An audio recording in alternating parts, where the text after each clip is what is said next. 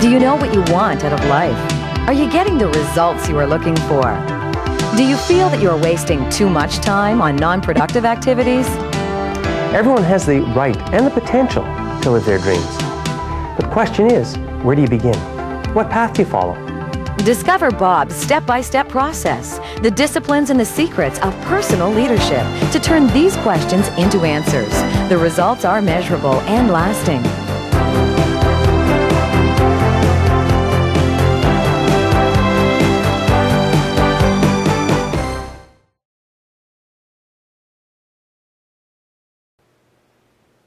What is the greatest asset in your organization?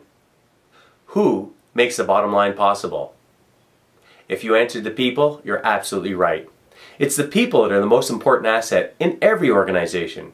It's also the people that make the bottom line possible. The secret is, take care of your people, and your people will take care of the bottom line. Hello, this is Bob Urichuck, and welcome to this week's video learning program.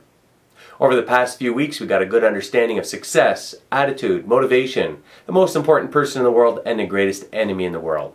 We've covered the introduction of the book, Discipline for Life, You Are the Author of Your Future, and now we are moving into discipline number 1. Discipline number 1 is Know Your Rights. We have 10 rights, and over the next few weeks, I will be sharing a right with you each week. This week, we got to understand these rights are really the foundation to your success and to your future. The first 2 rights I'm going to share with you today are, 1, you have the rights to your dreams, desires, and expectations. 2, you have the right to have what you want. Let's start with the first one. Carl Sandburg said it best. He said, nothing happens unless first a dream. And there's nothing more true than that, because it all starts with a dream. Where you are today started with a dream. It was something you planned or desired a long time ago, and you've made that dream a reality. However, if you take the time to really focus on dreams, to write them down, create smart goals, take actions, that's where you can make any dream a reality. And in a way, that's what Discipline for Life is all about. We are here to help you author your own future. So let's start with dreams. The first thing is, why do you go to work? There's the answer I ask people all over the world. Why do you go to work? And what do you think the answer is? Yes, if you said money, that's the answer I get everywhere. However, that's not the truth. I know you're telling me the truth, but what we need to do is apply a little technique that I teach leaders and salespeople all over the world.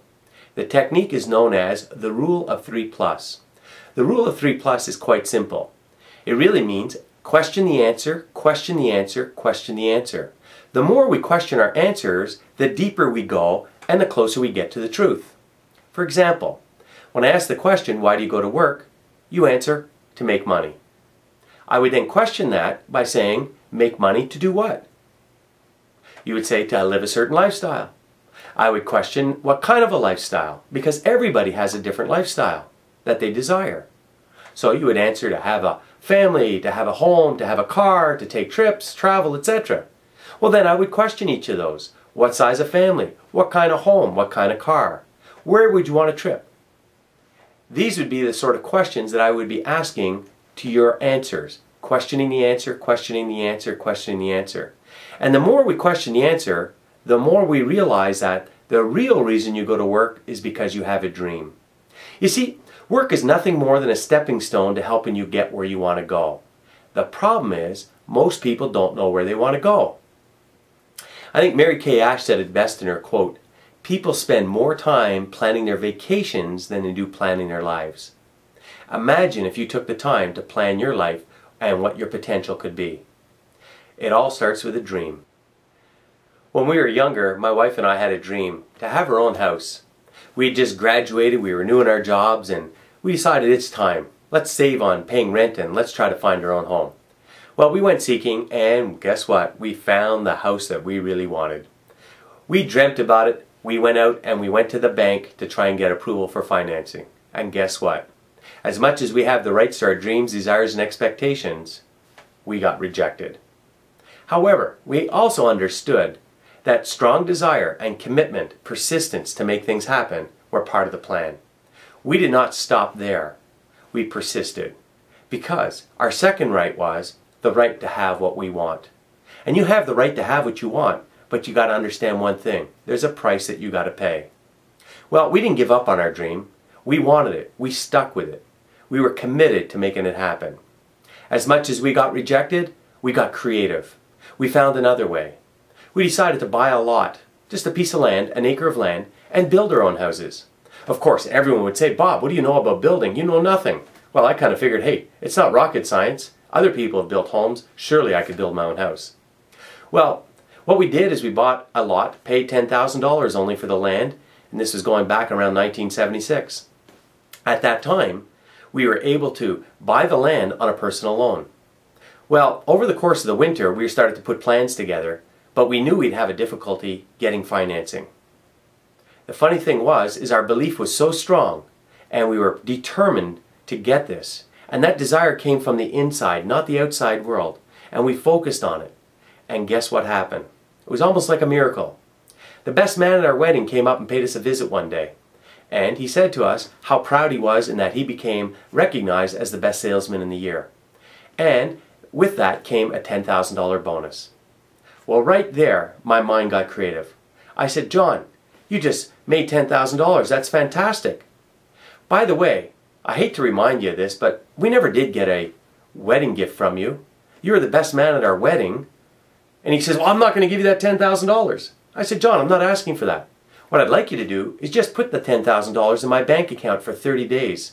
During that process, I'm going to make application for a mortgage. At the end of 30 days, the money's back in your hands." Well, we did that. And in less than 30 days, he had the money back in his hands. But that simple act of creativity not only allowed us to build our first dream home, it became the foundation to my future. Because since then, I've built another home, and I really got a passion for real estate, and I've done very well with it.